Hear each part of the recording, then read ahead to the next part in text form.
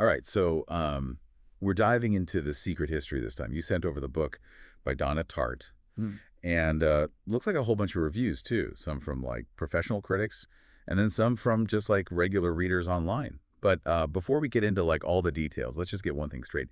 This book is a serious commitment.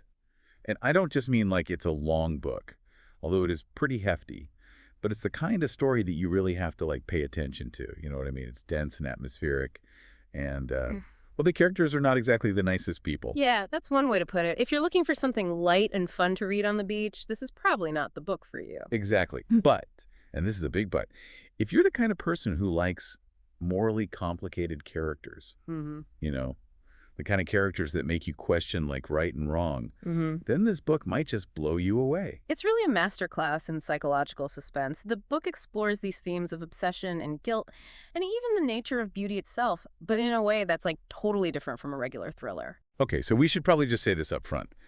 This book is going to be divisive. Some people are going to love it, and some people are going to absolutely hate it. So what makes it so different?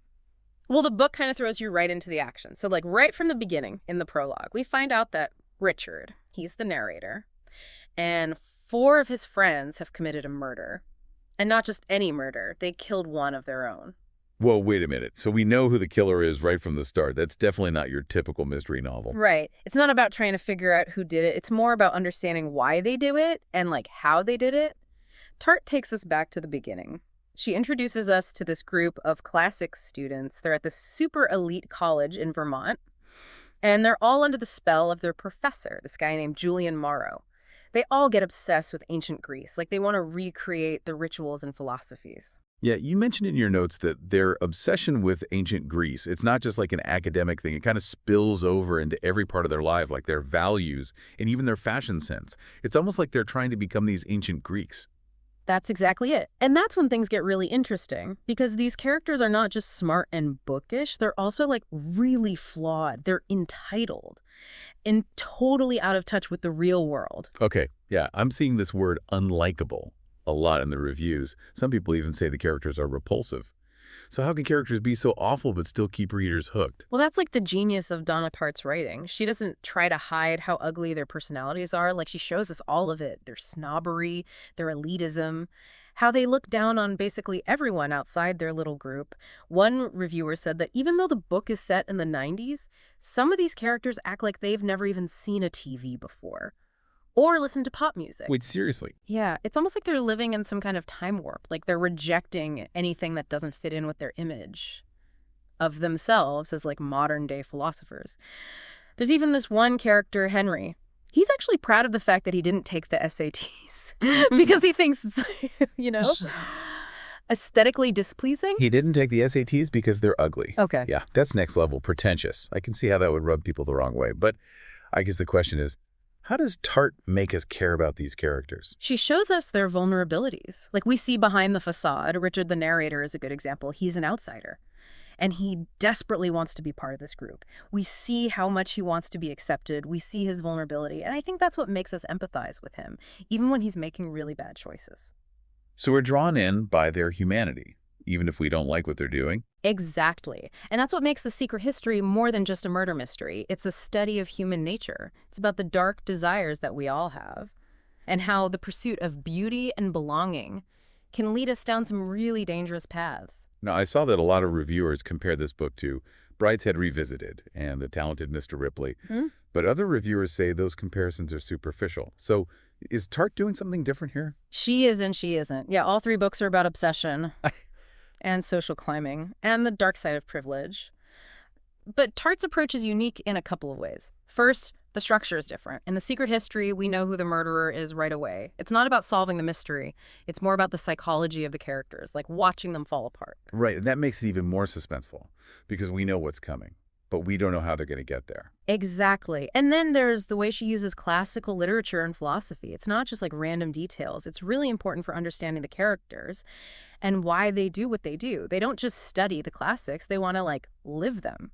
And that can be really dangerous. I'm sensing a theme here. This book is not afraid to show the dark side of human nature. But what about the writing itself? Some reviewers say it's dense and lyrical, and others say it's painfully slow. So how would you describe Tartt's writing style? Tartt's writing is beautiful. There's no doubt about that. It's full of detail and atmosphere, and it's full of literary references. You said dense, and that's true, but it's intentional. It reflects how obsessed the characters are with details. So you're saying the writing style is part of the experience, like it Yeah. makes you slow down and appreciate the language. Exactly. It's not a book you can just rush through. You have to be patient and willing to get lost in the world she creates. That makes sense. But what if I'm someone who prefers books with lots of dialogue or plots that move faster? Yeah. Is this book going to feel like a slog? It might. If you're looking for a fast-paced, action-packed book, this is probably not the one for you. So it's a commitment, both in terms of the content and the writing style. Okay, so we've talked about the characters and the plot and the writing style. What's the overall takeaway here? Is the secret history worth the commitment? Well, that's the question, isn't it? And I think it really depends on what you're looking for in a book. One reviewer said this is a book for people who like walking tragedies, which I thought was a great way to put it. Yeah, walking tragedies. That's a perfect description of these characters. But, some people thought the characters were just too unlikable. Did that ever bother you? You know, it's funny because the fact that they're so unlikable is actually what makes them so interesting. They're these really messed up people who make terrible decisions. And the story doesn't try to sugarcoat any of that. But at the same time, Tartt also gives us these little glimpses of their humanity. Like we see that they're vulnerable too. And I think that's what keeps you reading. You want to understand them. Okay, yeah, that makes sense. It's like watching a train wreck. Yeah. Yeah, you can't look away. Now, you mentioned earlier that the book explores the nature of beauty. What exactly does that mean in the context of this story? Well, these characters, and they're obsessed with beauty, like in all its forms. Oh. Art, literature, music, even their own physical appearance. But their idea of beauty is so narrow, it's almost elitist. Yeah. They think that being beautiful gives them the right to do whatever they want. So it's like they're using beauty as an excuse to justify their actions. Exactly. And that's where the whole ancient Greece thing comes in. They have this romanticized view of ancient Greece, like it was this golden age where beauty and virtue were the same thing. And they're trying to recreate that. But as the story goes on, you see how that can become really twisted and dangerous. It's interesting. So do you think the book offers any insights into how this messed up sense of beauty develops? Like, is it because of their privilege or their education or something else entirely? I think it's probably a combination of things. Their wealth and privilege definitely give them a sense of entitlement, like they're above the rules. And their education, well, it makes them arrogant. They think they're special, better than everyone else. Yeah, I can see that.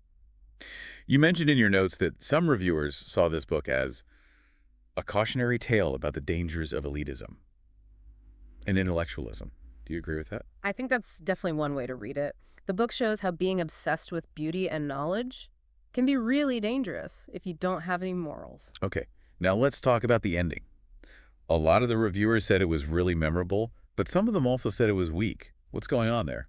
Without giving anything away, of course. The ending is definitely controversial. Some people love it, and some people hate it. Why do you think that is? I think it's all about expectations. The book builds up so much tension that some readers are expecting this big, dramatic climax, like they want to see the bad guys get punished. But that's not what this book is about. It's more subtle than that. It's more about the psychological impact of what happened. So it's not about getting a neat and tidy resolution. Right. Okay. Now, a few of the reviews mentioned that there's some potentially problematic content in the book. One reviewer specifically mentioned slut-shaming and use of the R word and homophobia and hate speech. Should we be concerned about that? Well, it's true that the book does have some language and attitudes that are kind of outdated. It was written in the early 90s, and some of that stuff might be offensive to people today. So it's something to keep in mind.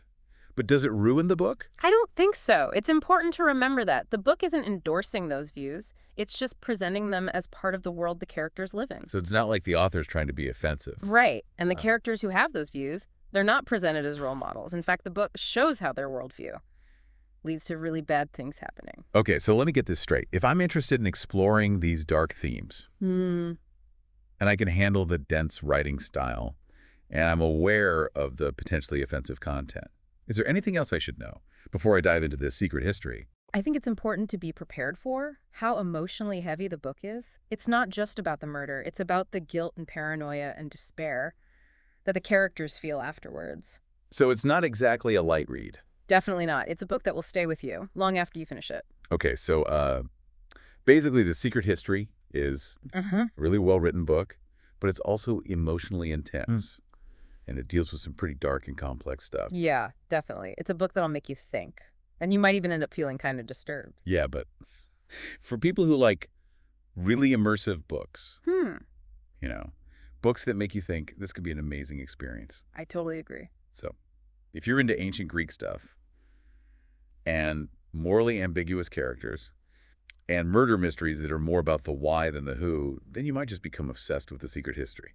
And if you do read it, let us know what you think. What did you like about it? Did you find the characters interesting, even though they're so messed up? And what about the ending? Did it feel satisfying, or were we left wanting more? You know, what really stuck with me after this whole conversation is how the book makes you think about beauty and belonging. Like, Hmm. are those things always worth pursuing, even if it means doing bad things? Yeah, there was Yeah. this one reviewer who said that the book made them wonder if the pursuit of beauty and belonging is actually worth it. When you think about what the characters go through, it's a really interesting question. Yeah, that's what makes this book so great. It forces you to look at the dark side of human nature and think about your own values. For sure. And for me, that's the sign of a truly great book. It sticks with you and changes the way you see the world. I like that. So I guess that's about it for our deep dive into The Secret History. As always, we encourage you to check it out for yourselves. And if you have any suggestions for books or topics that you'd like us to cover in a future deep dive, just let us know. Until next time, happy reading.